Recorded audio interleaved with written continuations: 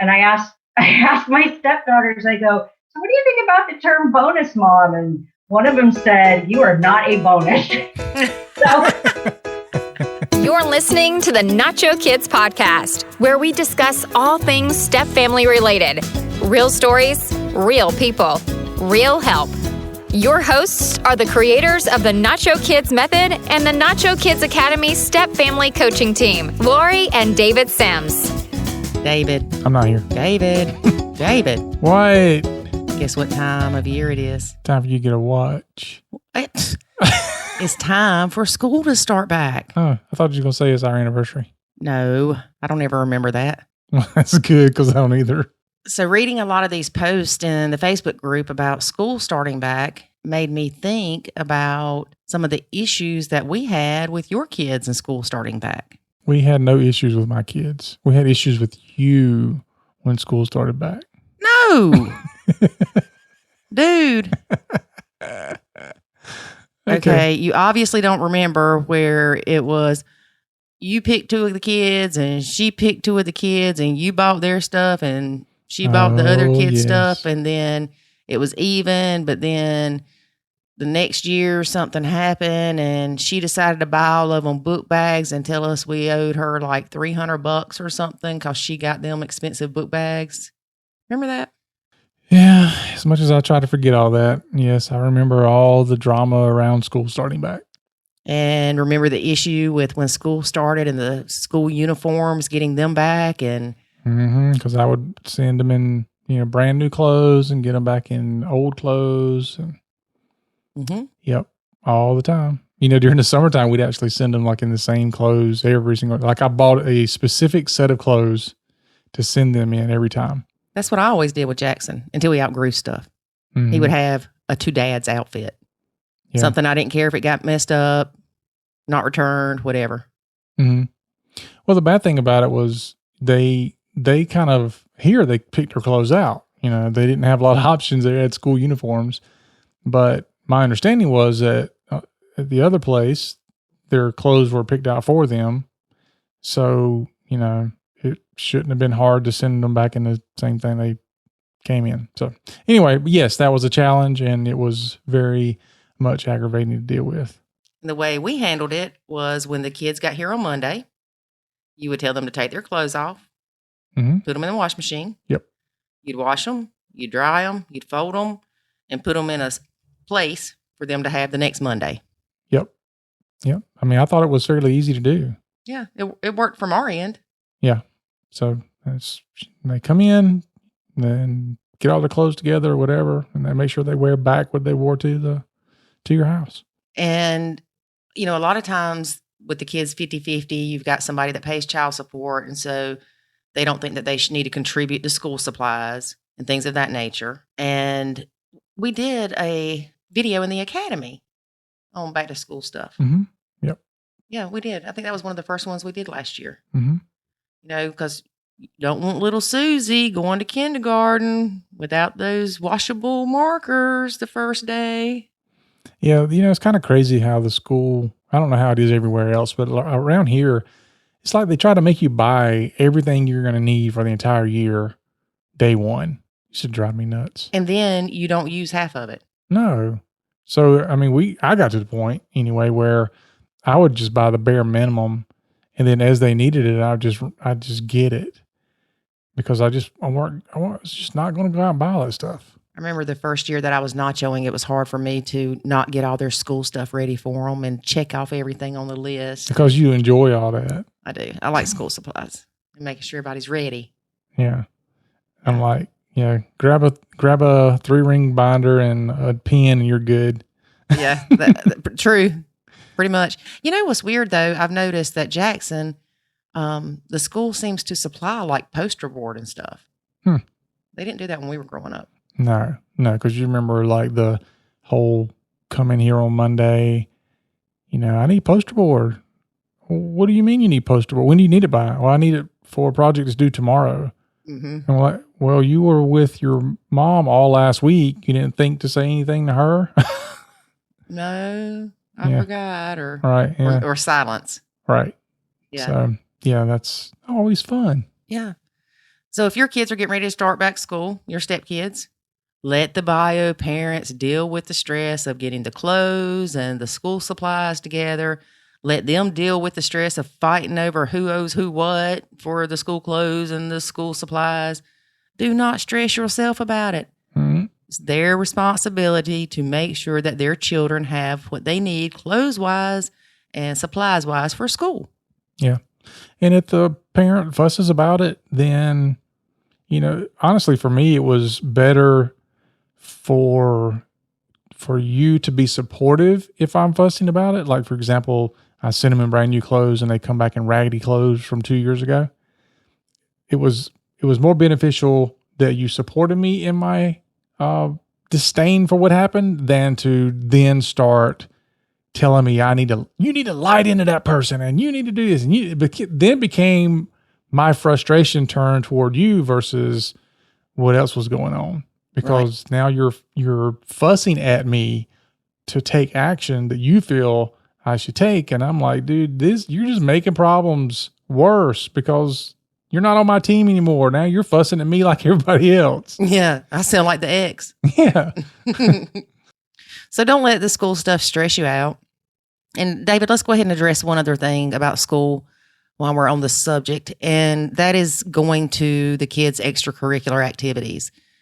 I used to go to your kids' extracurricular activities. I stopped when I disengaged because I didn't want to go. And if I went somewhere I didn't want to go, then I made everybody unhappy. Mm-hmm. And the kids, they didn't really seem to be bothered by it. But I do remember one of them was like, what, Lori's not coming? Yeah. It's different. It's like they don't necessarily want you there until you don't go. Yeah. Then they wonder why you're not there. Yeah. Well, it's also a challenge because I want you there or wanted you there because I didn't want to be there with the ex. Well, and I didn't want to be there with your ex and your family buddying up to her either. Yeah, that can happen. Yeah. So there's a lot of stress around activities like that. Yeah. But there doesn't have to be. Go ahead and address it now. Mm-hmm. Stepmom, if you don't want to go to little Johnny's ball games, tell your husband and say, look, I love you, but I need to stay here and get things done. I really don't enjoy going to the games for whatever reason. Don't bash the kid. But just, it's a good time for the dad to bond with the kid, even if it's just the ride there. I mean, there's positives in the stepmoms not attending every function. And Lord have mercy, please, please, please, do not be the stepmom that calls the cheer coach and tries to arrange all the booster club things or whatever and gets mad when bio mom tells her she's overstepping. Do not be that person. Yeah. Stay in your lane. Stay in your lane, people. Stay in your lane. There's a blog about that on the website. Check it out. Yeah. It is tough because I know I would want you to go to some of the games and stuff, not necessarily to see them as much as to be there with me. You wanted to show off the trophy. Yeah. Why you laugh so hard? Well, you and I usually have some crazy fun together when we're at those things. Like, the year we went to the Christmas party at the kids' school. Oh my gosh, y'all. You would have thought we were drinking, but we weren't. I promise you. It was a Christian school Christmas concert. Yeah. And David and I just basically took the stage. Yeah, we did. Yeah. So we always have fun. And of course, even at the games, like, my kids were heavily into volleyball and stuff like that. And I'd go to the games and I would be yelling, louder than anybody else and running up and down the sideline thing. And I'd be yelling, it's your stepmama. Yeah. So I like to embarrass them. But it's fun. And it does get to a point where you can have fun with it. But if you're at the point where it's stressing you out, then you got to do something different. Yeah. If you've got an Apple Watch and anytime you're around the bio mom and you start getting alerts that your heart's beating too fast or something like that, then maybe you shouldn't go to those things. And it's okay. It's okay. You don't have to attend everything. Yeah. But my parents never attended my stuff. Yeah. But you're right, though. Setting those expectations now versus, hey, we got a game tomorrow.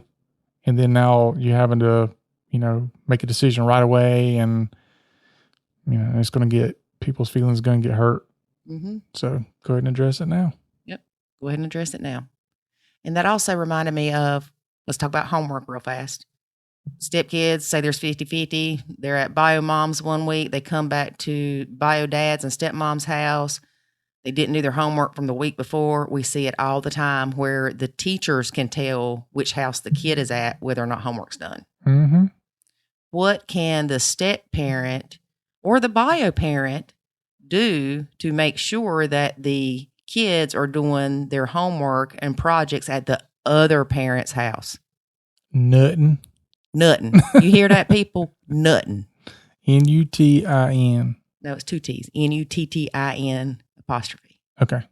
But nothing. You cannot make other people parent like you think they should. Let me repeat that for the people in the back. You cannot expect people to parent like you think they should. And you have no control over what happens in the other home. Yep. And if you happen to be the step parent, then you certainly can't care more than a bio parent either. Well, somebody will go, oh, well, yes, you can. Okay, where's that going to get you? Well, you can, but it is unhealthy to care more than the bio parent. You can care more than them, but you still don't have the right to fix anything.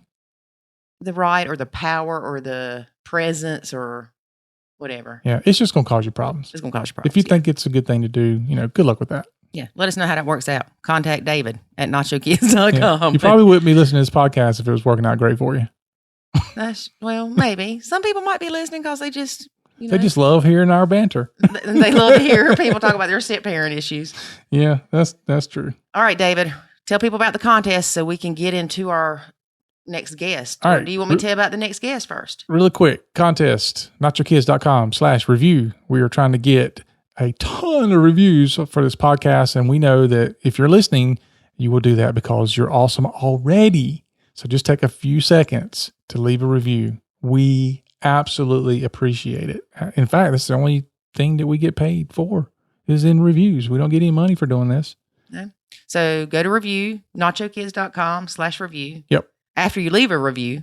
Yeah, well, just go there. It'll tell you what to do, give you links to everything and all that. And then you can submit your review so that we can put your name in a hat for a drawing. To win scholarships to the Nacho Kids Academy. Yep. All right. Let's talk about today's guest. Today's guest is Deanna Keach.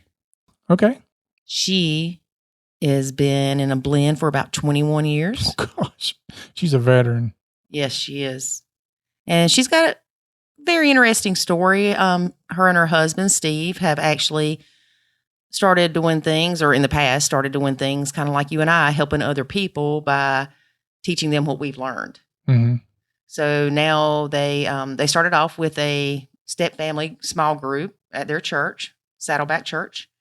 And then they were part of the group. Then they became over the group because the other people left. I think they got divorced. That's not good. I do think they got divorced. And so they left, and Deanna and her husband, Steve, took over that. And then they started recently the Merged Initiative. Okay. And that's because you'll see why they named it that. She I'm tells excited. you why. I'm very excited. Can't you tell it? David, you sound so pathetic. No. I hope David's demeanor is not impacting whether you decide to listen to this interview or not, because it's really an awesome interview. All right. You ready to get into the interview? Ready for Eddie. All right. Well, before we do that, here's a word from our sponsor. There is a way to save your sanity and your relationship, and it's called the Nacho Kids Academy. In the Nacho Kids Academy, you will learn the skills and knowledge to properly nacho, techniques to handle step family challenges, ways to improve your communication, and much, much more. Visit NachoKidsAcademy.com and sign up today to join other step parents who are seeing the life-changing benefits of nachoing. Again, that's NachoKidsAcademy.com. Today, we speak with Deanna Keach with the Merged Family Initiative. Hi, Deanna. How are you today? I'm doing great. How are you, Lori? Doing well. So tell us a little bit about your blend. You've got some history with you. Oh, we do. My husband and I just celebrated 21 years of marriage in July. And between us, we have 4 daughters. When we got married decades ago, he brought 3 girls into the mix, and they were 9, 12, and 15. And then my daughter at the time was 2. And the first 4 years were really, really rough. We had a disagreement of parenting styles. And although I had known his family beforehand, because our parents had been best friends for many, many years, and we were family friends. We did some holidays together, picnics, birthday parties. We realized very quickly that his girls had a whole different perspective of me when I became their stepmom. So that's kind of when the challenges began. And, girls in their adolescent stages are some of the hardest relationships for a stepmom to build on. And I saw that they were playing their dad, and they, some of them still wanted their parents back together, which you can blame them. They were kids. And so one of the biggest helps for me was reading a book called The 5 Love Languages. And so I went out to find out which love language my 3 stepdaughters had, get a PhD in it, and then speak it very loudly to them so they felt loved. And of course, with a family of 6 like we are, and only 5 love languages, all of them are present. So for our oldest Stephanie, I learned that gifts were really her love language. And it wasn't just buying her things. It was, this has a meaning to it. This is why I purchased it for you. Here's how I'm presenting it to you. For Jessica, she wanted quality time. She didn't want dad to be with me. She wanted dad to be with her. So I had to learn to let them have date nights and play games together without me, around. And then Amanda, she's words of affirmation. So she, atta girl, proud of you for your volleyball, proud of you for getting great grades, and just really feed her love tank that way. And then my biological daughter, Jordan, was really more of a touch girl. Brush my hair, wrestle with me, tickle my back, these kind of things. So, and I, of course, am acts of service. So when you leave a towel on the ground that's wet in the bathroom, I'm not really happy about it. So they had to learn my love language too, to connect with me. But as the adult, I really did feel it was my responsibility to reach out to them first. And I had to remember during this whole time that these kids were hurting, and they didn't ask for their parents to be divorced. They didn't, get a selection of potential stepmoms that Steve lined up in front of them and said, okay, pick your next mommy. Yeah, like the Bachelorette or something with stepmoms.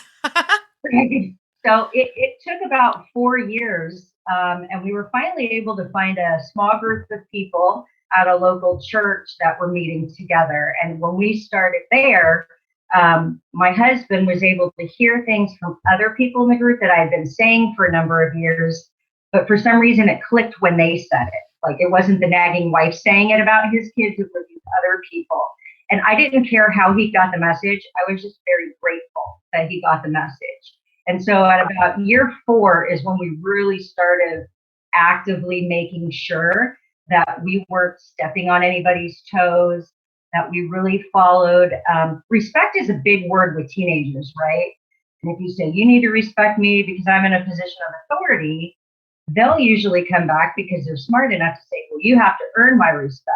Mm-hmm. And really both sides are right. And respect is a trigger word. So we came up with the term common courtesy. I will treat you the way that I would treat the person at the bank that's helping me, or the checkout person at Target or the grocery store. And you need to treat me like you would treat a teacher or a principal or a babysitter that was watching you. So those were our first steps where it started to work and we could see definite change. Did it mean we didn't have arguments still? Because we did. Yeah. But it started to get better. And Steve and I realized that the 2 of us had to be the coaches of this team of family members. And so when it came to talking about discipline or rules or setting up a family plan, anything like that, we never discussed it with the children. We only discussed it with each other in private, away from ears. We had to make sure that we both absolutely agreed upon it, because if I came up with a rule that he didn't agree with, then when it came time for him to carry out the consequences of a broken rule, he wouldn't do it. Or if he did do it, it would build resentment. And that's the last thing you want between a husband and a wife, is to build resentment. So we decided that we absolutely had to buy into every rule in our parenting plan. And when we did, it started to work really well. Yes, the girls gave pushback. Those are all her rules. We never had these rules before. Of course. And he goes, we were in a different house before. We were in a different family before. We all have to have room to breathe in our home. So that's what happened. And it actually helped very well, especially in the teenage years. Teenagers are growing, their brains are developing. The part of their brain that is all about risky behavior starts to get tweaked a little bit, and they find out that they want to rebel a little bit more. And it's even harder in a step family. So as a stepmom, I had to figure out, is this a step family issue or is this a teenager issue? And a lot of times, and I know stepmoms don't like to hear it, a lot of times it's a teenage issue. Because we found out they were giving bio mom the same amount of grief on the other side and stepdad the same amount of grief on the other side. A lot of times it was just them being kids. That's interesting because most of the time we don't see the stepkids giving the stepdads grief. They did in our family for sure. They didn't leave him out. Yeah, no, we like my husband and I actually like him. And my husband and his first wife actually have a very good relationship. In fact, he will be going out for my stepdaughter and grandson's birthday to Arizona in a couple of weeks, and they will be there at the party as well. And so we've learned to get along well. It takes everybody on board to do it. It's not always possible in any step family, but you don't know until you try. And part of my role in kind of helping that to come together was to step back and say, okay, you two created these children and you need to co-parent together. And stepdad on the other side agreed with me as well. Mom and dad, bio mom and bio dad, had to sit down and really rehash a lot of the pain from their divorce and their relationship as a whole. Once they were able to do that, it made it a lot easier. It wasn't perfect, and it still isn't perfect 21 years later, but it's definitely doable and enjoyable. So you know that we do the Nacho Kids, so I didn't parent David's kids. I did in the beginning, which basically almost caused us to get divorced. And then I completely stepped back, and I was there for support for David, but otherwise I didn't really engage with the kids because of the negative engagement we would always have. And then I slowly started re-engaging. So were you just like another mom to them, or dad, even though y'all agreed on the rules and consequences, dad delved them out to his kids? Right. Remember, it took us 4 years to get to a point to where we could even at least acknowledge this. Things like, your daughter's acting like a brat. I can't believe you're letting your kids talk to you like that. You're spineless. And I have had to apologize to my husband countless times for calling him spineless. And that still hurts me that I would ever do that. But he knew he needed to step up to the plate. And so we didn't have the Nacho Kids Academy back then. We didn't have any resources like what you and David offer. And I wish that I would have, because I really pushed myself in the beginning. Well, I'm going to be better than their mom. I know these kids. I used to babysit for them, when they were babies and younger, and they know me because we do holidays and birthday parties together. And it just wasn't the same. And I really had to learn to step back. I almost stepped back to the point, my one stepdaughter, Jessica in particular, and if she were here, she would share the stories too and would laugh. We have a very good relationship now. But when she was a teenager, she's 6'2", and I am 5'4". Uh-oh.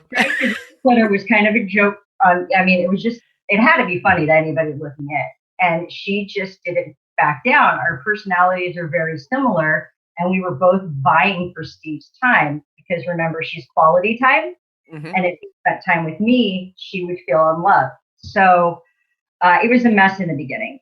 And I would get sick when I knew it was their weekend with us, to the point where I was physically vomiting in the toilet. And Steve's like, this cannot happen. And I go, well, here's what I'll do. When the girls come, you have a great weekend with them. I'll leave Jordan here. All the sisters can be together, and I'll go stay at my mom and dad's. Well, something happened where I never got to play that out because Jessica came to live with us within a couple of weeks of that. So her next visit was moving in full time. And prior to that, how often did you have them? Every other weekend. Okay. They had moved to Arizona from California, so we only got to see them every other weekend. Either they would drive out with stepdad or they would fly out. Yeah, as long as there wasn't like, a sports game or a dance or something like that. We would see them a lot. I mean, that was what his custody was prior to. Mm-hmm. So 4 days a month, not a lot of time to build a good relationship on. Right. Stephanie had moved in with us about half a year after we got married. And then Jessica, against her will, kind of came to live with us. And that's when, for that relationship between Jessica and I, it really became evident that, okay, I can't just run away to my mom's house because she's living in my house now. We have to figure out how this is going to work. Mm-hmm. So one of the things I wanted to do was give her a room. This is your room. Pick whatever paint color you want. Let's go to IKEA and get you furniture. Let's have this be your sanctuary space, your safe space with your sister. We moved Jordan into the smaller room, and then the two biological sisters that were teenagers had their own room. And that seemed to work out. And she met some really good friends out here. And I think when she got married and a year later they had their first daughter, she called us together and she goes, we're having a family meeting. And then laughed. She goes, I never get to call family meetings, so I get to call them now. We sat down and she goes, I just want you to know that I trust you with our kid, with this child and any other child that we have. If anything happens, we want you to know you'll always be in their life. And I thought, wow, from going from fighting and screaming in stores at each other and things like that to her taking her most precious possession, her daughter at that time, and saying, you'll always have a place in her life. And Allie's going to be 14 next month. So that's big. That's huge. It really is. And, the cool thing about having grandkids is they don't understand the step thing. I'm not step grandma. I'm just Gigi, or the Gigi. They like to call me the Gigi too. I don't know why, but there you go. But I'm with them and spoil them and send them back to their parents.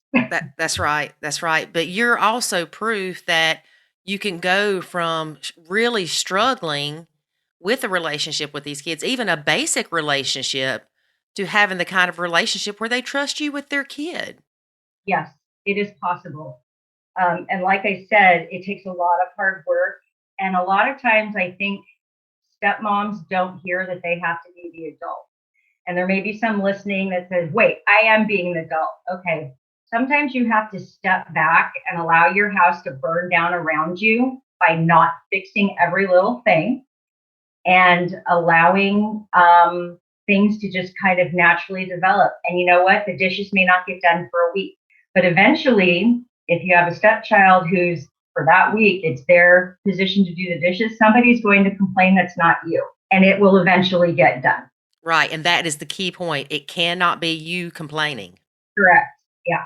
Because if I complain, then I'm nagging, I'm that evil step monster, all those things that we get titles for. Yeah. Well, what happens is the focus goes off of the kids not doing their chores to us complaining about the kid. Right. Yeah. Steve and I are those coaches. So if one coach is ineffective with a player, the other coach can step in and say, okay, this is what your job is as part of our family. You're going to do it, or X, Y, and Z is going to happen. And if the threat is out there that X, Y, and Z will happen, you always 100% of the time have to follow through on what you say you're going to do, or your kids will not trust you as a parent. Right. And that's big for bio parents, bio moms and bio dads. You can't just say you're going to do something and then not do it, whether it's good or bad. whether it's a reward or a consequence. You always have to follow through because that makes them feel safe. It's kind of like the same reason if you look at a kindergarten playground, there's a fence around it. And I asked when we were teaching classes to step families and things like that, I asked them, do you know why it's there? The reason that the fence is around the kindergarten playground is so kids know how far they can go. They know what their boundary is. They cannot go past that fence. It's not because we don't want them to see the world or go see cool things. It's because we want to keep them safe. And as a stepmom, and my husband would agree, as a bio parent, it's our job not to raise kids to like us. It's to get them to a point where they're productive in society and they're loving and healthy and capable adults. Right. And one thing as a stepmom that's hard is when we don't feel like the bio parents are doing enough to make those kids be productive adults. And then it turns into us telling them how they should parent, Right. which again is not good. And, if anybody were to come to you and say about your child, their room's a pigsty, they're a mess, they're acting like a spoiled brat, all of those things, you might as well physically be abusing their child, which no, we do not do that. Exactly. But to them, it can feel like, we just hit their kid. And I didn't understand that. And when Steve sat me down and he goes, listen, it hurts when you tell me that my child are all these bad things. He goes, I did the best I could with raising them. I raised them in a way that their mom and I felt was right. And it doesn't mean that it's bad. It means that it's different. And that's kind of when we got on the same page about, okay, so what is it going to look like for this home and for this part of their family?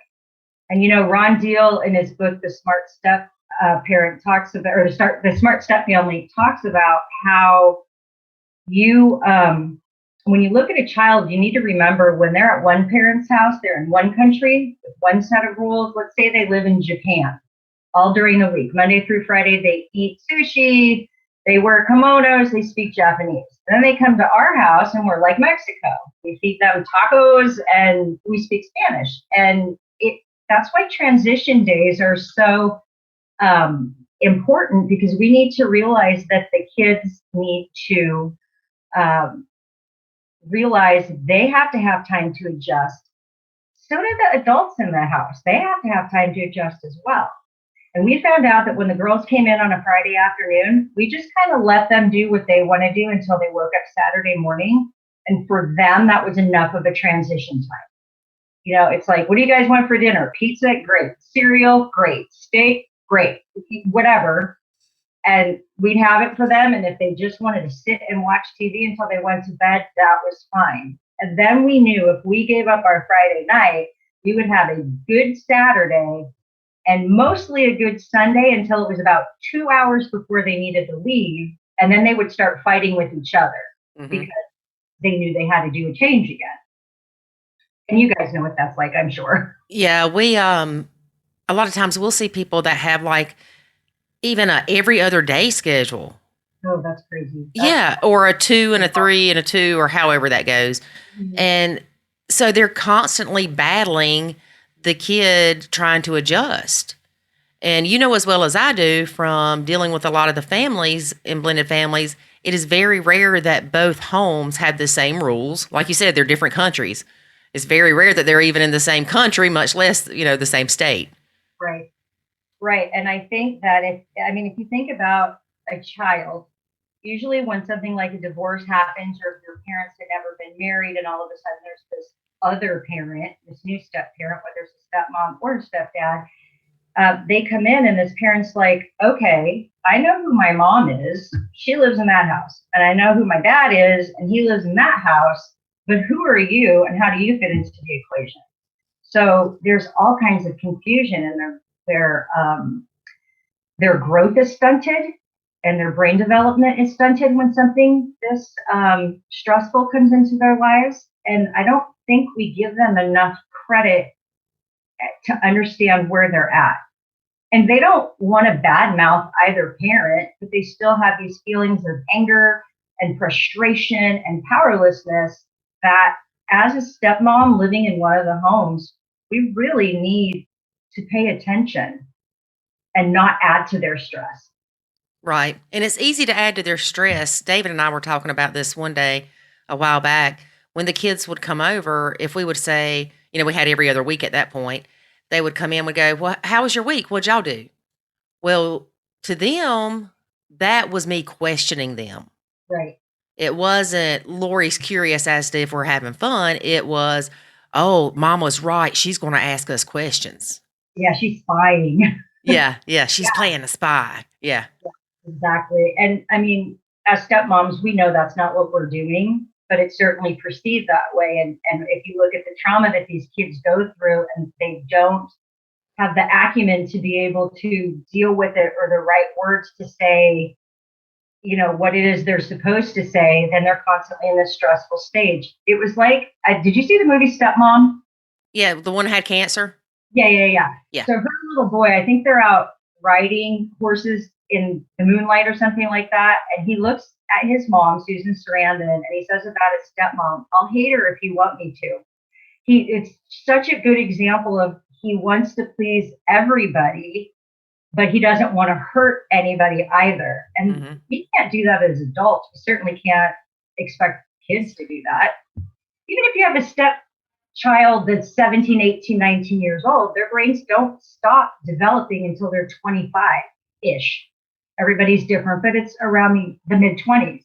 And so then on top of that, if they've also had the stunted growth from the divorce or whatever, or death of a parent, God forbid, whatever that is, they're really not as far along as what the average child growing up in a nuclear family may be. That's true. Now, let me ask you this. You've got, your daughter was 2? 2. Mm-hmm. Jordan was 2. What was the relationship with her and her bio dad? So my first husband decided to give up his parental rights. And so Steve adopted her when she was 5. Okay. March 11th, every year, they do an anniversary. Now that she's out of the house, they don't get to go out to dinner anymore because she's living up in Sacramento now. But they'll call each other on the phone, happy adoption anniversary. So because she was so little and so much younger than Steve's youngest child, I think there's 8 years between them. She was more just like that fun little kid that she just thought everybody was her family, and she looks at Steve's girls as her sisters. And during the adoption proceeding in front of the judge even had Steve's 3 girls sign a piece of paper swearing and holding up their hands, swearing that they would be good big sisters to her. Wow. So it was very cool. And, they've gone on, the 3 older ones are married. They all have children. So they're at a different stage of life than where Jordan is right now, since she's only 23 and the other ones are in their 30s. But they still reach out to one another. That's great. Yeah. So we never really had to deal with my ex-husband until Jordan was about 14. And we knew at some point she would want to know about him because she's a curious kid like every other kid. And we allowed for him to come over and for her to meet him. And she had some very hard questions for him.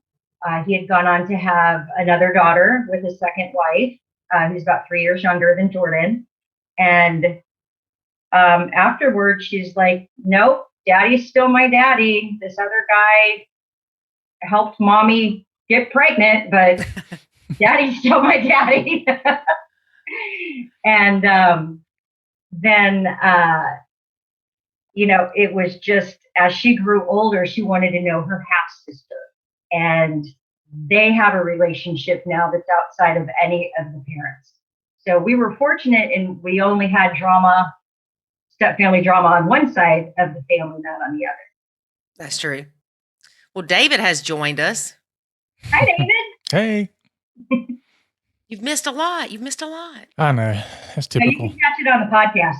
Yeah. I'll just start over. Yeah. No, we're not starting over.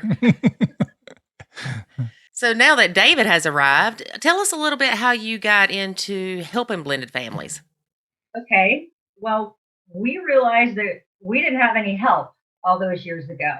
And when we found this church, actually Saddleback Church in Southern California, we joined because there was one step family small group of about 5 couples. And it helped us so much within the first 6 months that when we were asked to take over the ministry, we said, okay, we have no idea what we're doing, but we know that it helped us and we just want to help other people. So we had this small group. We'd meet in our home once a week, and we went through Ron Deal's Smart Step Family book and answered the questions in the back. It was like a chapter a week, and that's all we did. And the relationships that we built then, we still have today. And more and more people heard about it, more and more people came. And we realized we had to stop. When every new couple came in, we would give them an opportunity to share what was on their mind. Most people came in crisis, so that took up the whole 2 hours of the time, and we wanted them to feel heard. But then the other group members that had been there for a while said whenever we get a new couple, we lose our flow. And that's when the idea of teaching a class came to be. So we teach a class that's called STEPS. It stands for Surrender, Train, Embrace, Prepare, and Share. And it's basically just about surrendering your idealistic expectations and your control over things. Quite honestly, there's a lot of things you don't have control over as a step parent. Yes. Training yourselves first and then training your kids. Embracing where you are. Even if you're in a good marriage and your step family is in a good place, you can always make it better. And if you're in crisis, you can certainly make it better. Preparing for what comes ahead. We realized because we had such a span of kids' ages, we were going to have kids graduating from high school. And in our school district, they get 4 tickets. Well, they have 2 parents, 2 step parents, a ton of grandparents, siblings, aunts, uncles, cousins, step aunts, step uncles, step cousins. And this kid is like freaking out because they only have 4 tickets. And most other families are in the same boat. So what do you do? And then that was the prepare class. And then just sharing your story with other step families that you meet. I remember being in Target one time and I overheard this woman in the next aisle. She goes, well, if he thinks that his daughter is going to do that to me, and I'm like, oh, that's his stepmom right there. I actually went to the other aisle. I had my business card and I said, listen, I teach classes on step families. Come on, visit us. It's a free class. And we have a community of people that are in your situation and we get what you're going through. And just kind of went from there. And then since then, Steve and I have decided to create a nonprofit, the Merged Family Initiative. Just call it Merged for short. And it's just reaching out and giving resources to people that don't know where to turn. It's so great after being married for 21 years, finding Nacho Kid Academy, finding all of these groups online, like the Joyful Stepmom and just others that are out there, the Unapologetic Stepmom, of where women can come in a safe space and say, this is what's happening and it's driving me crazy. And before I really lose it, girls, tell me what you're thinking. And for me, I wish that I would have had that then. So that's why we've decided to go ahead and begin working on our YouTube channel.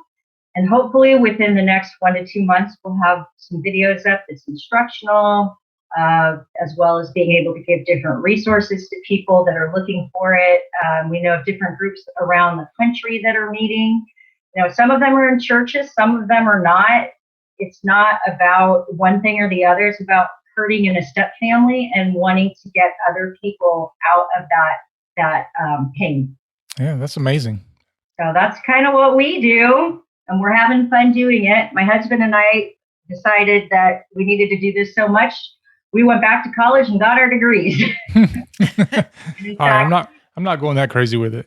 Yeah, well, we had never finished college, so we both went back and got psychology degrees with minors in counseling. And then I also became a life coach.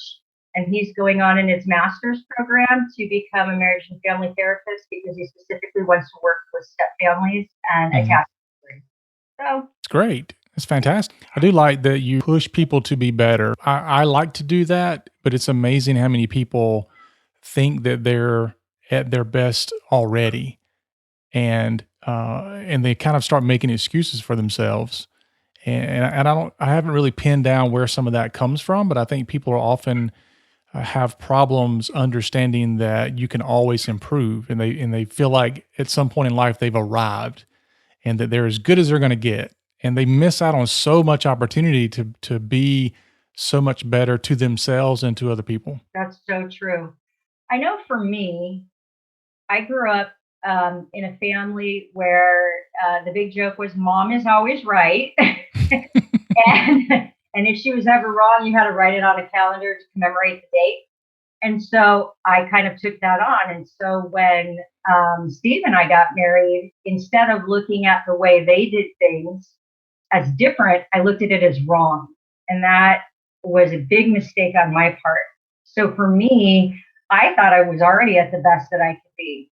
And I remember somebody looked at me and they said, do you think that you have no room for improvement? Do you think that you have no place for growth? And I'm like, ooh. And I'm usually a very quick processor and can respond off the cuff, honestly. And I said, I'm going to need some time to really think about that. And I took the week and our group got back together and I said, you made a good point. No, I can always grow. And now at the age of 49, I still have so much to learn. And I think the older I get, the more I wish I had known when I was younger, because it would have been an easier time for my stepdaughters and my daughter. Yeah, if we could just take the knowledge that we have now, and not just the knowledge, but the understanding. Yes. Mm-hmm. And put it in our 20-year-old selves, man, just imagine. These tornadoes and unstoppable. Yeah. But I think you hit it though. It's the understanding part. Like the knowledge is out there, more so now than ever. The information is at everybody's fingertips like crazy, but people still don't understand it and they don't implement it. And that's the difference. Whether it's life or business, the key is always the implementation. The execution is what separates those who do and do not. So do you think people don't execute because they're afraid to, or because they just think they're right, or something else? I think it's situational. Some people are conditioned to think that no matter what they do, they're going to fail. And so if you don't take that risk, you can't fail in their eyes. I believe the other way around, that if you don't do it, then you've already failed. I would much rather do something and then find out it doesn't work. At least I've learned something. And so I'm still a better person for that. But yeah, I think a lot of people just don't try because if they don't do it right, or if they fail, and I'll do air quotes on that, if they fail, then they feel like they have to beat themselves up and they're not good enough and all this other stuff. And that's just not true. Mm-hmm. I think that people do that sometimes, or are afraid to execute things because they feel like they're the only ones having to change. That's a really good point. I did feel like I was the only one changing. Now that I can look back on it, I can say I was the first one that started changing. Mm-hmm. Every family needs a hero. And, if you're irritated by what's going on in your family, then step out and be the hero and start making changes in you and how you react to the situations around you. You have not only the ability, but the responsibility to watch what you say and watch what you do, but also how you react. It's not just actions, it's reactions. Mm-hmm. One of the things that was big for me is when I started apologizing to my stepkids if I did something wrong. The first time I did it, they were like, their mouths were open and they literally had no words to say. Because again, I grew up with that mom that was always right. And I took on that persona myself. And I think that when we humble ourselves before our family, they see that we're human too. And that makes us better teachers. Yeah. Well, oftentimes it's also not that you're having to apologize that you were wrong. Sometimes it's just apologizing that you made somebody feel a certain way. Exactly. Mm-hmm. Yeah. And one of the things that we try to teach in the Nacho Kids Academy is looking at things differently and not reacting emotionally off of something. Stepping back and realizing that it's not always about you. The kids might not just be snotty to you because they don't like you. It may be that they made a bad grade on a test or anything. Right. And, I tell a lot of women that it's hard not to take things personally when all the words are coming at you or all the attitudes are coming at you. But if there was another woman that was a stepmom in the same family, she'd be getting the same thing. Yes. Mhm. It's not a personal attack. It's just what you represent to that Mhm. kid. And really, as a stepmom, of course, I represent to some extent their parents are no longer together. Their parents are never getting married again. This is now our life, and this person is in our family. Now what? Mhm. That's true. And it's easy for us to get wrapped up in the fact that we're trying to deal with everything. We feel like that they're complaining about us all the time. We're always mad at the significant other or husband for not parenting like we think they should, or the bio mom for not parenting like we think they should. And so it's hard for us to be able to step back and remember that everybody is struggling in this. The blend is not a normal family. It's not a nuclear family. It shouldn't be required or expected to act like one. Exactly. Exactly. Mhm. Exactly right. And I know what's really funny is there's all kinds of terms out there. There's step family, that has a negative connotation because evil stepmom, thanks Disney. And then we've got blended family, which for me, I'm not a blend mom and I don't have blend kids, so that didn't really work for me. And then I heard the term bonus mom years ago, and I asked I asked my stepdaughters, I go, so what do you think about the term bonus mom? And one of them said, you are not a bonus. So,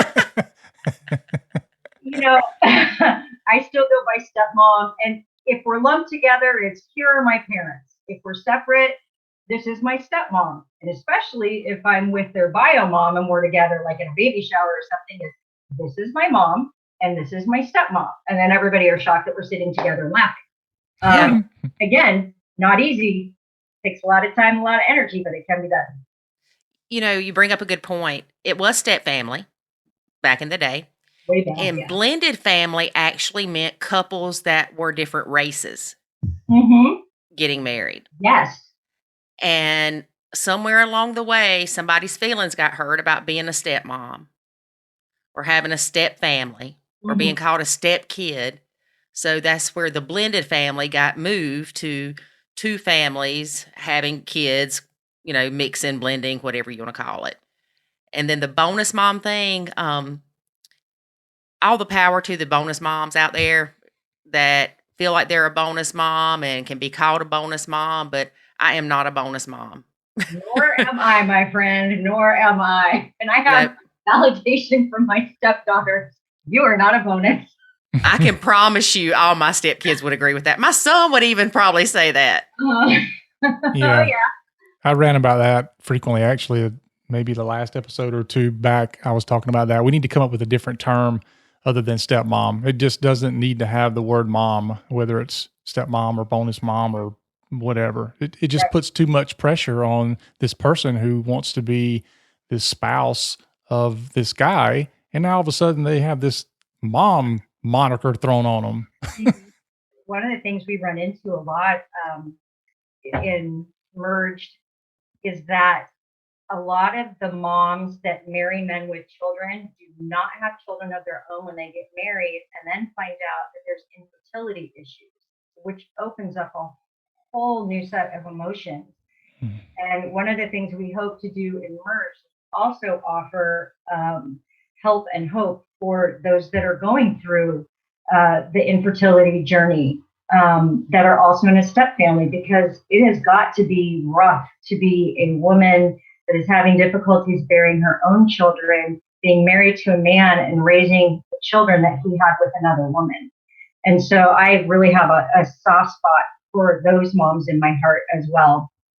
It's hard on a good day. I couldn't imagine, like you said. Now, there are plenty of women. We've actually interviewed a few that are childless stepmoms by choice. Yes, and they are out there. And Yes. I know Dr. James Bray did, this was probably in the 90s. He did a 10-year longitudinal study where the families were followed, and there were three types of families. The first type was the romantic couples leading step families that thought love will conquer everything. They had the highest rate of divorce. The They did not live in realistic in the realistic world. The second were the either where the mom who had the kids kind of ran everything with the kids, and then dad was there to help, or vice versa. Dad had the kids and mom was there to help. And as long as everybody agreed with that, that actually is a very high functioning type of a step family or blended family. And then the highest rate of success is the neo-traditional, where you realize you're different from a nuclear family. You address situations as they come up. You're creative in the way that you grow your family, but you realize that his kids are never going to be my biological kids and vice versa. And you really look at every personality individually and realize they have something to give to our family as well as to society. And I think when you start assigning the positives to the people in your family, it helps relieve some of the tension. Well, you're not this and you're not that. Instead, you are so bright. Look how, you're a great quilter. You're a great fisherman. You're a great fill in the blank. Mm-hmm. I quilt, but Steve doesn't fish. I don't know where the fisherman term came from. Yeah, definitely what you focus on is what you get more of. And when you focus on the good that people are bringing to the table, then that's what they're going to give you more of. Totally agree. And especially with stepkids, you have to be intentional in finding the good with them, because you're going to be more apt to see the negative than the bio parents will. Right.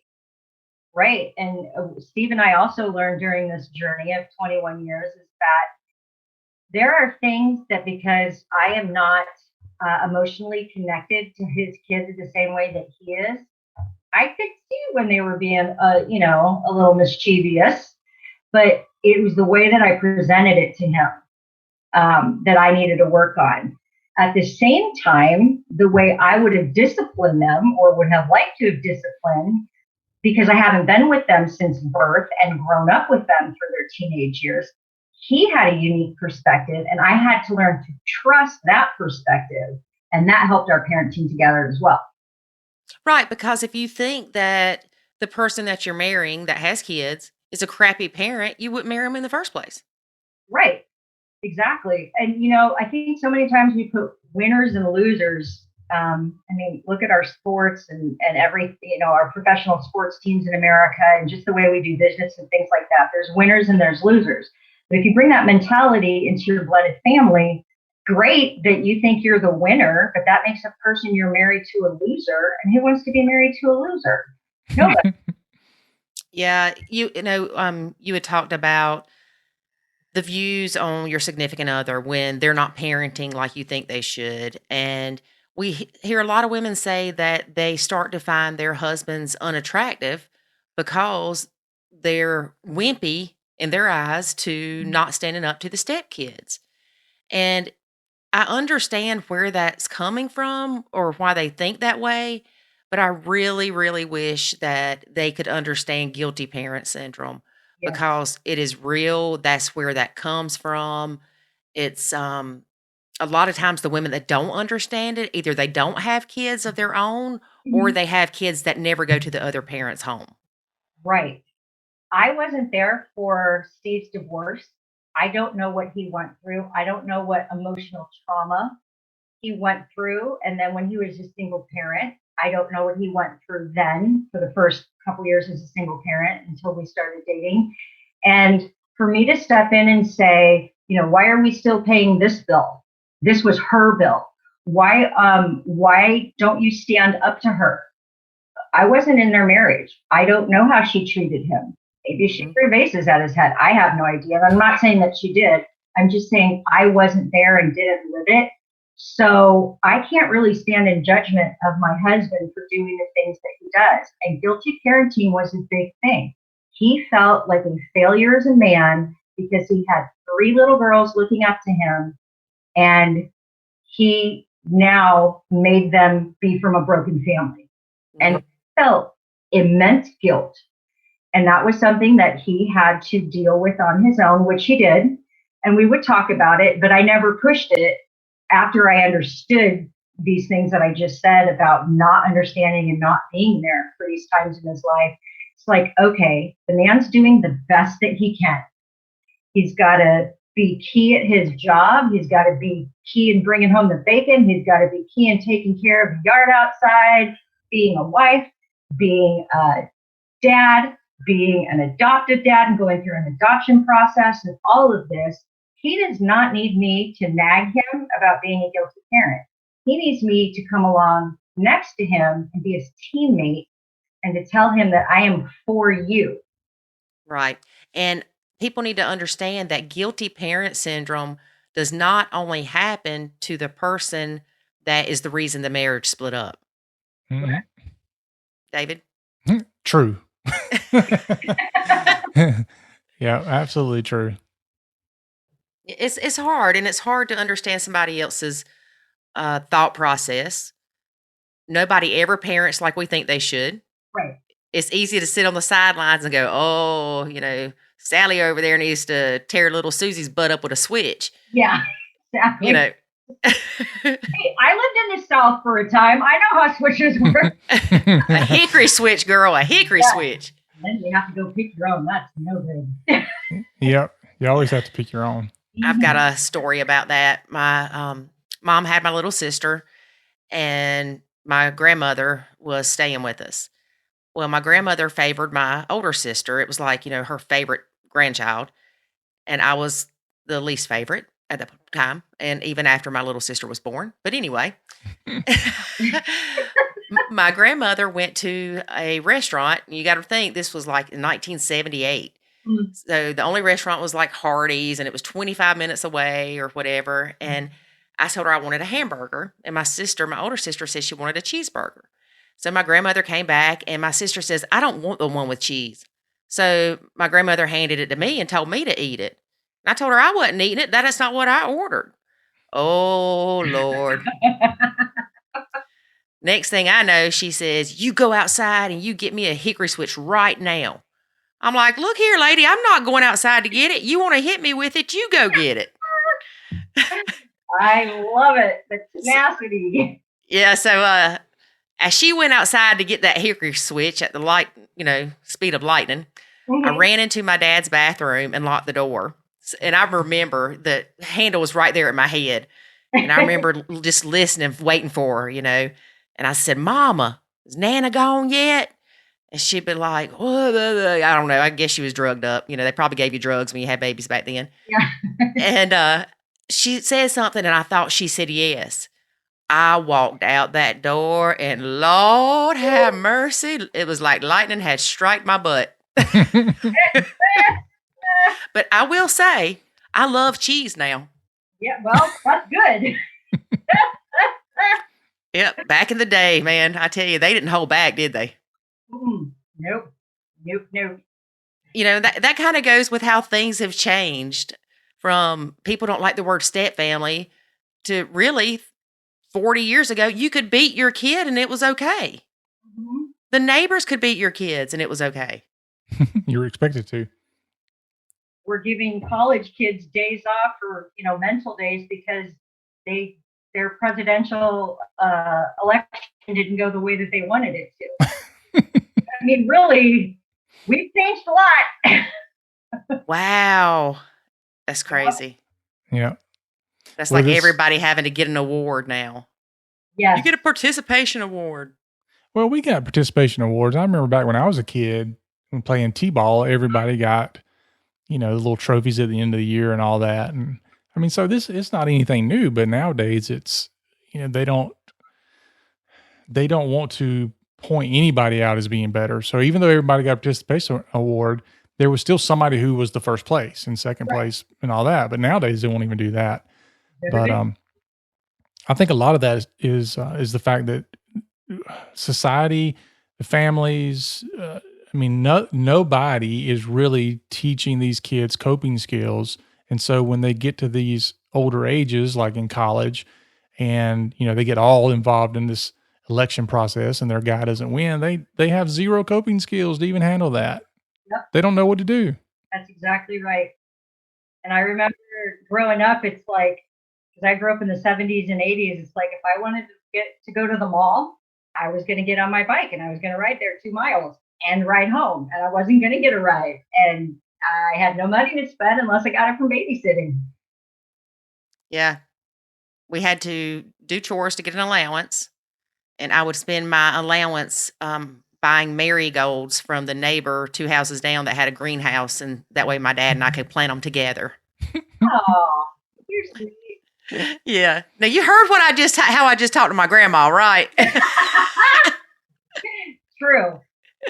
That's well balanced. Yeah, that's it. I'm the rebellious angel. She's bipolar. I am not bipolar. I'm sure that we've covered the David telling me I was bipolar, and I went to the doctor and I told him that he had to get on the phone with my husband because he thought I was bipolar. Yep, that happened, folks. It did. And the doctor said she is not bipolar. She's just under a lot of stress. I was like, so she's not bipolar. I was using that as an excuse for her behavior. Now it's just her fault. No, it was your youngest fault. All 4 of them. And you wouldn't parent. That's what has happened. And this is why you guys are doing this amazing podcast together. It is. We're going to have to release the video of these things so people can see my faces. I don't know, because I roll my eyes at you an awful lot. And when I get tired of rolling my eyes, I just roll my head. Oh, you guys are cracked up. Oh, yeah. Steve and I are the same way. We realized that the best way for us to communicate is sarcasm. But it doesn't work if only one of you is sarcastic. You both have to be sarcastic. I think we've got that covered, David. What do you think? Yeah, even though you accuse me of being a button pusher. He is a button pusher. Deanna, are you a button pusher? I used to be. I'm not anymore. She's a recovered. Proclaimed recovered button pusher. Yeah. Well, hallelujah, there's hope. Button Pushers Anonymous. That's right. Well, the first step is admitting. The second step is wanting help. I hadn't made it to the second step.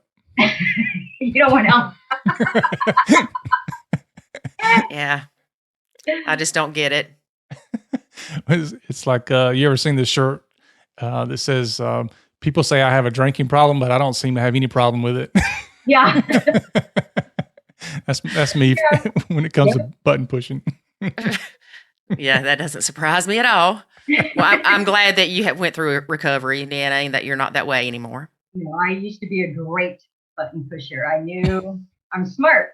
I sit back and watch, and I take everything in. And if I wanted to be, I could pick it up immediately. But I don't. Makes for a happier marriage, happier family. Plus, when you work with your husband and you do nonprofits with your husband, and then you have to cook for him and sleep with them and see him on the weekends, it's just easier for me. Maybe David could take some lessons off you. I'll give you Steve's number. You give him a call.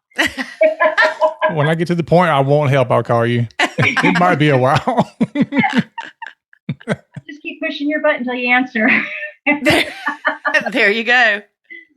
So what all do you have in the works? You told us you've got the YouTube channel. So yes, we're in the process of getting everything together for YouTube. We are working on the merged classes. We are going to have those, and they will be for anybody needing help. You can always follow us on Facebook and Instagram at Merged, MERGED. And we try and be funny sometimes. Oh gosh, a couple months ago, we had put up what I thought was a hilarious post. But there was somebody there in our audience that was offended by it. And so we try and be as gentle as possible. But like I said, we are sarcastic people, and sometimes memes get the better of us. So we're definitely on social media. Anybody has a question or wants to get in contact with me, they can email me at deanna@merged.family. That goes right to my cell phone, and I will make sure that you get a returned text or email. And what else do we have going on? I know that we want to get our classes back up and running again. It's just trying to figure out a location. We don't want to do it in a church necessarily because some people are just uncomfortable with going into a church. So we'll find a clubhouse or a hotel somewhere that we can rent out a room and do a Friday, and I'll do Saturday. Like I said, we have no dates for that because Steve's in school full time. But we'll figure it out. We'll get it up. Yeah. And probably the big thing is the YouTube channel right now. We look forward to checking that out. Yeah, thanks. And it's funny you talk about you posting something and it offended someone. I'm shocked. I know that somebody on Facebook would be offended. Can you post anything without offending someone? I don't think that's possible. So. Yeah. Yeah. I try to post something that offends as many people as possible. Oh, I like to see. We're going to be good friends, David, you and I. and he's not kidding. Yeah, well, neither am I. See, go to my personal page and then you'll see all of my thoughts. We were on a call the other night, or we do 2 Q&A calls a month through the academy.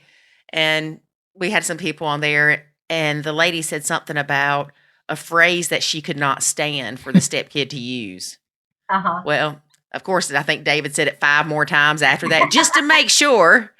She didn't say she didn't like for me to use it. She said she didn't like for the stepkids to use it. See? No, look, what I'm doing is I'm desensitizing her to that phrase. So she doesn't realize how much good I'm doing her.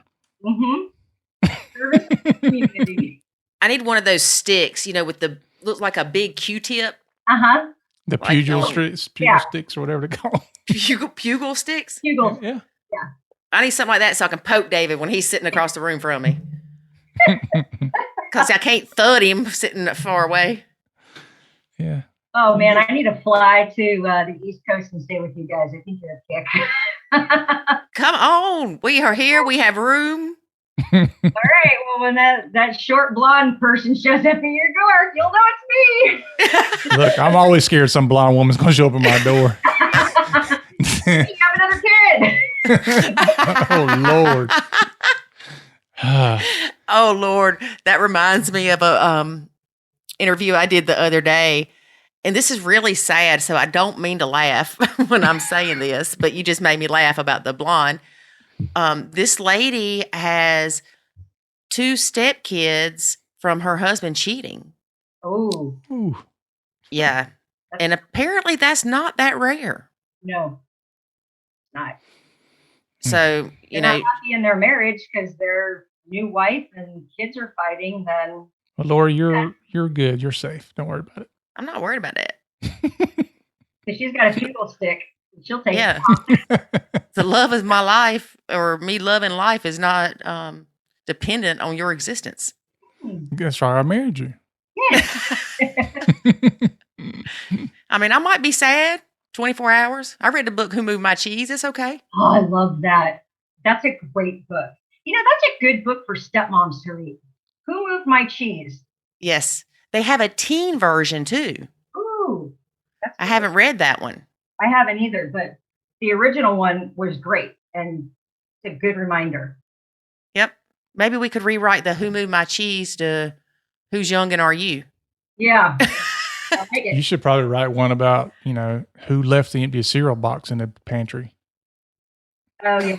Or the empty milk carton in the refrigerator. What was it we were talking about, David? Yesterday you were hollering who ate the cupcakes. Yeah, but that's different. I got over that pretty quick. But somebody left a swig of something in the refrigerator. I don't even know if it was here. I think it was a stepkid that we were talking to, the stepmom. And you said, but wait, they didn't throw it away because it wasn't empty. Mm-hmm. And I'm talking like a swig. You probably couldn't even get a shot glass full of orange juice or whatever it was. Well, if they fill their cup all the way up and there's no more room and it just so happens to leave just a tiny bit in there, then they won't throw it away. And some people even have a thing where they don't want to be the last person to use something up. So they won't use the last little bit because they don't want to be the person who uses it up. And you see that a lot if you go out to eat and somebody's like, well, I don't want to be the one that takes the last thing from the plate. Oh, so that's why there's 2 Fruity Pebbles left in the bottom of the box. I don't know. I don't need it. Okay. Is Fruity Pebbles your favorite cereal, Lori? No, see, she doesn't have necessarily a favorite. She goes through spells. So I do. Whatever one she likes, that's all she'll eat day in, day out for like 2 months, 3 months. And then she'll switch to something else. And then she won't eat the previous cereal for a year. Fruity Pebbles probably is my go-to though. That's mine too. See? Yeah. We are linked. Yep. You and I. It is. It's that sugary, slimy goodness. Yeah, and I think milk should be gray, don't you? Yeah, exactly. That's just the way it's supposed to be. It's from our childhood. Yeah. I mean, there was nothing wrong when we were growing up for your parents to say eat a bowl of cereal for supper. Of course. I don't care who's at my house. I have cereal, and that's what you're eating. Mm-hmm. I think it's great because I raised them that way. So. Well, David has gotten hooked on Raisin Bran Crunch. Oh, and I didn't really like Raisin Bran, but I tried this. Girl, it's pretty good. All right. I may have to try it. My problem is I'll sit with the box without the milk and eat the whole thing like in a night, which is really bad. Yeah, I'll do that with like honeycomb or Fruit Loops. Fruit Loops, yeah. Apple Jacks. Ooh. Honey Have you ever Cheerios. made a shake with Apple Jacks? Have what? Have you ever made a shake with Apple Jacks? No, but I have a feeling I'm about to. Oh, it's good. Just a little bit of ice cream, some milk, and actually any cereal works, but Apple Jacks is especially good. Oh, yeah. Delicious. Lori got something to try. Let me write that down. Never know where we're going to go in this podcast. Right, from step families to shakes made with cereal. Hey, one time they tried to make the milk flavored, it was milk that was like after you'd eaten the cereal flavored, like leftover cereal milk. Right. That didn't go over too well. No, I would think it would be filmy. Like it would have a film on it or something. Yeah. Fruity Pebbles can get filmy too. Yeah, I know. But I want the joy of having the crunch first. I'm a texture person. See, first I want the crunch, then I want the film. Well, makes the roof of your mouth feel waxy. Waxy. Yeah, waxy. But that Raisin Bran Crunch stuff, it stays crunchy. It does. I'm going to go try it. Yeah. Plus that Fruity Pebbles, as soon as you pour the milk in there, you got about 38 seconds before it's soggy. You better eat fast. Well, that's because you have to layer it. You only put so much milk in it. You can't cover it. And then you push down to get it wet and then eat it. See, I don't do that. You eat from the middle and then you have a thing around the sides like a donut and then you take a little bit of that and then dip it. We're soul sisters, you and I. Gosh, David. I'm sorry. I must not have went through the cereal eating class in school. No, you did not. I think my favorite might actually be Count Chocula. Ooh, I do like a good blueberry. I'm not a big chocolate person, which most people don't want to be my friend when I tell them I'm not a big chocolate person, but I did like blueberry. I'll be your friend. I'll just get your chocolate. Yeah, that's right. See, it's a win-win. Yeah, and I don't really like blueberry, so you can have mine. Yeah. I'm so happy when Target started carrying that again. It was like a great day for me. I can't seem to find it except for around Halloween. Yes, they only produce it at Halloween, like September, end of August, right after the school supplies are, bought in July. Then they put all Halloween stuff out in August. It's usually when you can find it. Ooh, about that time. Hobby Lobby, they got all their Christmas stuff out. I'm like, oh, please. You said Hobby Lobby. Oh, Hobby Lobby's amazing. Do y'all see the do-do-do-do-do-do-do? When I die, I want my ashes spread through the Hobby Lobby. I think that's great. I'll make it happen right in the parking lot. Or maybe the bathroom even. No, I want to be like spread out amongst the decor. Yes. I'll put you in one of the boxes and somebody will take you home. Well, that's better than what I was going to do because I think the best thing to do is what I originally had planned, which is I'm going to have her cremated and I'm going to put her ashes in the pepper shaker and I'm going to invite all the family over to eat. That is sick, but I kind of like it. Yeah, but if you see ashes, it won't go over as pepper. True. Yeah. David. Well, I'll figure something out. People are like, what is that on your steak? It tastes pretty good. I'm like, Lori. Try our new seasoning, folks. Lori. Little blackened Lori. Blackened Lori. I said when I die, I want to be cremated and then made into a diamond. And I want to be able to make sure that it's a big enough diamond so that Steve ever gets remarried, that that's the diamond that he gives to his new wife, and then I can just be there with him all the time. My stepkids think I'm sick. Maybe. It sounded kind of sweet, but then it sounded kind of gross. Well, you can be made into a diamond for your loved ones, but if he's going to get remarried to somebody else, I'm going to have to prove it. So I'm going to have to be the diamond. She ain't going to want you on her hand. She don't need it. She'll be like, get off me, woman. No, that'll be for her new stepchildren to know. See what I did there? Yeah. I see what you did there. I like that. David? All I know is there won't be another stepmom. Are you sure? Yeah, I'm positive. This is it. I'm done. That's what Steve says. He said it's taken him 21 years to break in me. He's not going through that again. Nope. Mm-mm. No, if this doesn't work, I'm done too, because I'm fine by myself. I don't need somebody else's crap. I got enough of my own. That's it. And I'm sorry, I probably just offended somebody. Like David. No, I know. I'm just crap with benefits. All right, let's see. I think that means that it's about time to go, folks. Thanks so much for having me. This has been a blast. Yes, it has. Thank you for being a guest. Well, of course. I love what you guys are doing at Nacho Kid Academy. And I think that when people really understand what the principles are, and not that we throw trash on our stepkids' bed and things like that, that is not what nachoing is all about. It's about making healthy adjustments to yourself and what you do, possibly letting the house burn down around you while everybody else does what their job is supposed to be for a healthier family. Exactly. Yeah. And we are so thankful that you and your husband are doing the merged. Yeah. See, I didn't like step family or blended, so I just came up with my own term. There you go. I'm a merged mom. That's what I was just thinking. I'm a merged mom. Oh, no, we can't say mom. Yeah, you can't say mom. You have to come up with something else. You're a merger. I don't know. I'll come up with a noun that's an end noun. Yeah, we'll have to think of something. Yeah, I'll text it to you when I get it. That sounds good. That sounds good. Because if not, Dave is going to come up with some kind of mess, and I'm just afraid. We can't let him do that. just call him Cray Cray. Yeah, the Cray Cray mom. Yeah. No, you can't say mom. See, look, I can't get it out. I can't get mom out. The merged Cray Crays. That would be a great description of my family. Hey, that's what I was thinking. When we all get together, when you count in grandkids, I think we're around 20, and we live in a 3-bedroom condo, and they all stay with us. So we've got mattresses everywhere, and it's crazy. And that's what I learned. It's okay if my house gets dirty for that week, because I'd rather have the crazy people there, and I can clean it up later. Yep. Picking priorities. That's right. Making priorities and setting boundaries. That's right. Yep.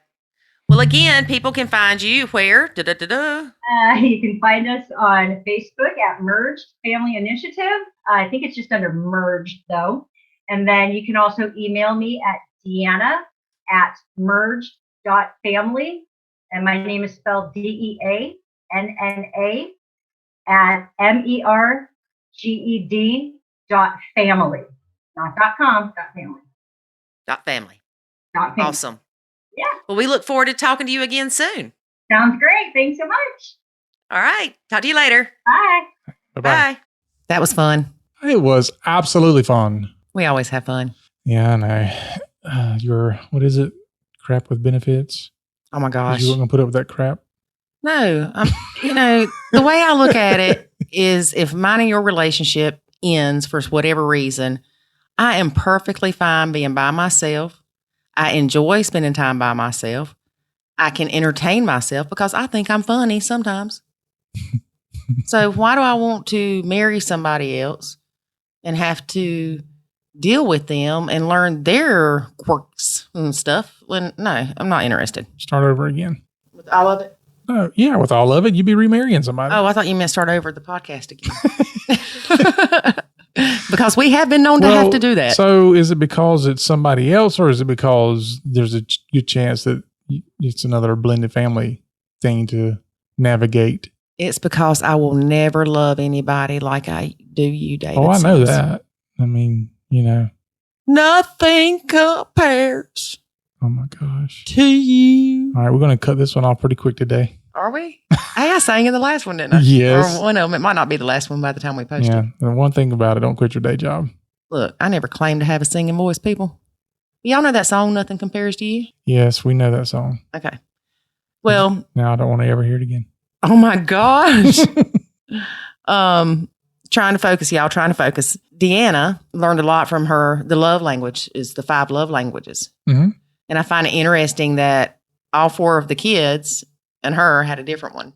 Yeah. So that's really interesting. Do you know what your love language is? I do not. You would say I don't have one at all.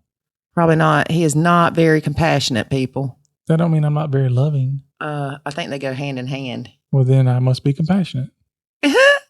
Not. Okay, so we're going to have to get David. I'll read the love languages book and I'll tell David what he is, and then I'll tell y'all what he is. I think I know mine without even reading the book. What are they? You know the 5? She mentioned several of them. I'm putting you on the spot. Yes, you are. Hang on. Let me flip back and see if I can remember. I know one of them was like touchy-feely. Like you need hugs and play with my hair and whatever. I like touchy-feely. Okay. One of them was time. Wasn't it time? Like spending time with them? Sometimes. I'm kind of iffy on that one. You're kind of iffy on that one? Let's see. The other one. Crap. I'm not going to be able to remember all these. I'll have to look them up, people. I could probably Google it real fast. Yeah. But then David would have to talk about something. So talk about something, David, while I Google it real fast. Well, just of the 2 that you mentioned, I mean, I know that, I'm touchy-feely for the most part. Like I enjoy holding hands with you or I enjoy, actually every time we get in bed at night, I'm usually have to like put my hand on your back or your leg or something. I have to be touching you to go to sleep. Yeah. So yeah, in that way I am. As far as time, I found them. Okay, good. Glad I filled that spot. Yeah. The 5 love languages are words of affirmation, gifts, acts of service, quality time, and physical touch. Okay, so gifts don't mean anything to me. They don't really mean a whole lot to me either. All right. As a matter of fact, that's kind of a problem for me. Like when somebody gives me a gift, I have a hard time showing enough appreciation. And it's not that I don't appreciate it, but it's just... I feel uncomfortable.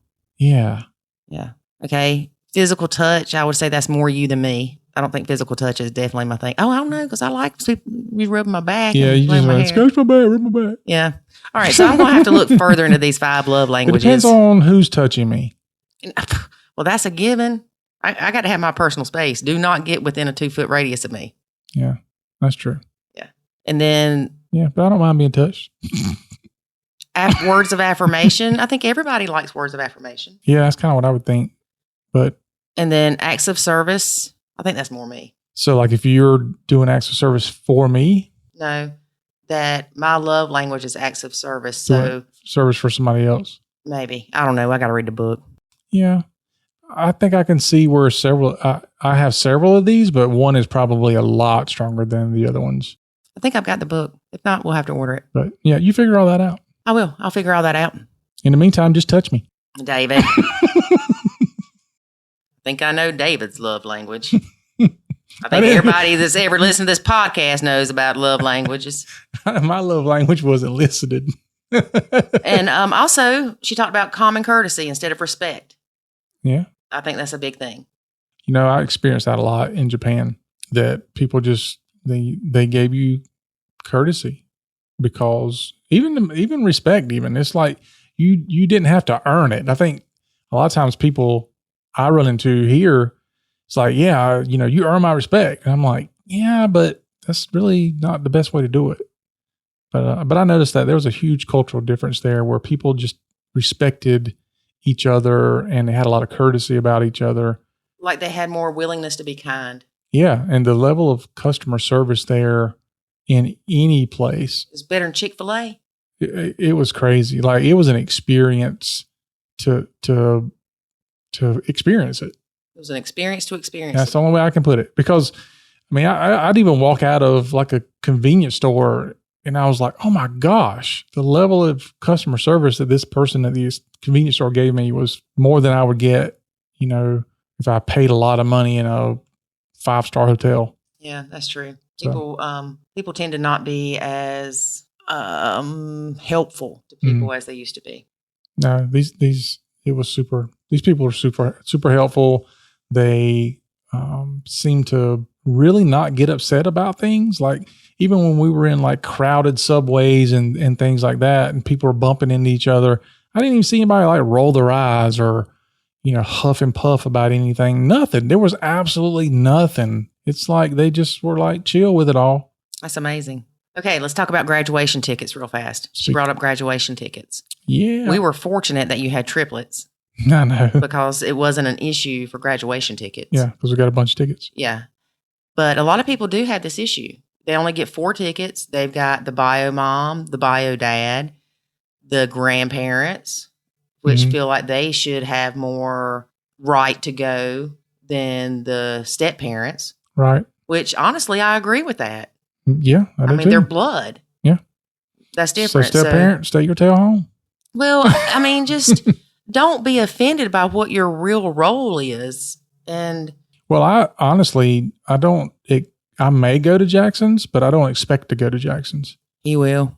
So if it comes up that, of course, his grandparents really aren't quite as involved. So right. We don't have that real issue, but I still don't expect to be able to go. If I'm able to go, then great, but that really isn't my expectation. Right.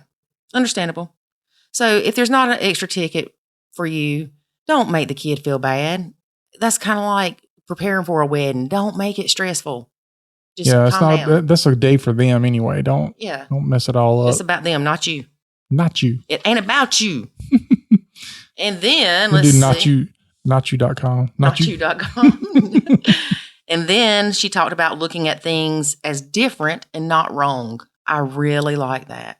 I really like that. Well, I remember when you and I kind of figured that out, and I think maybe you figured it out more so about me, that there were a lot of things that I was doing that you thought was wrong or you didn't appreciate it the way it was. And then once you figured out that, it's not that I'm doing it wrong, I'm doing it different. And there's a reason why I'm doing it different. You were able to kind of see things through a different light. And then it didn't bother you anymore because you just had that different outlook on it. And then last but not least, we talked about Fruity Pebbles and Apple Jacks milkshakes. Yeah, folks, there is no telling where this podcast will turn. Hey, dude, I'm excited to go try the Apple Jacks milkshake. Maybe you should start a podcast on cereals. No. Because isn't this like the second or third time we had the cereal conversation? I don't think it was the cereal conversation. It's been the cereal box, the empty cereal box. Well, yeah, we did talk about you eating Raisin Bran Crunch before. But no, I'm not starting a podcast on cereal. Unless Kellogg's or Post or whoever contacts me. And to reach me, they can reach me at Lori@nachokids.com. Yeah. All right. That's it. That's it. Anything that you want to say in closing? Please rate the podcast. We very much need it and appreciate it. So head over to iTunes, Stitcher, rate, review. Please, please, please, please, please, please, please. Not that I'm begging. He's begging, folks. He's begging. I'm not begging. I'm just saying. This is not very becoming, David. I'm just saying, these people are awesome. They just need to go over there. A few clicks. That's it. Well, and I'm going to say, remember to look into the Nacho Kids Academy. That is the best platform for us to help you learn to nacho properly and to be successful in nachoing and better your blend. Yep. All right, folks. Until next week, nacho on. Hasta la pasta. Thanks for listening to this episode of the Nacho Kids Podcast. Find us online at nachokids.com. Until next time, remember, life is good when you nacho.